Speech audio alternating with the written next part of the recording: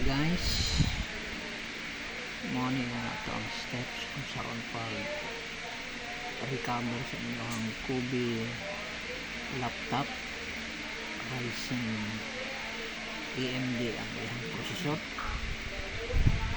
First, inyong i-input ang letter Y, yan yung i-enter nyo para mo-confirm. Ayun, command nyo enter mo ni ang magawas. This part, volume 1 is selected volume, and then ang iyang this part magkita nyo ang 100% completed. Pero dili pa na mo ang total recovery. Continue pa na siya siyang loading sa system. Kaning gitaw-tawa o recover ng Windows image. Please wait. Dili nyo makita sa applying image kaning percentage diri nagsugod na siya 1 up to 100%. Pag na-complete ni siya ang system sa Kubi Ryzen AMD processor, completely na restore ang iyang system.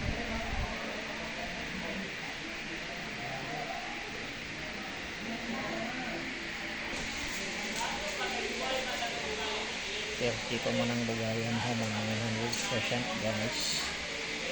Tapos sa 56 ang snack sa kaog kamuti. Kamuti guys. Kamuti guys, 100% na guys. Starting to complete. Adding pang package.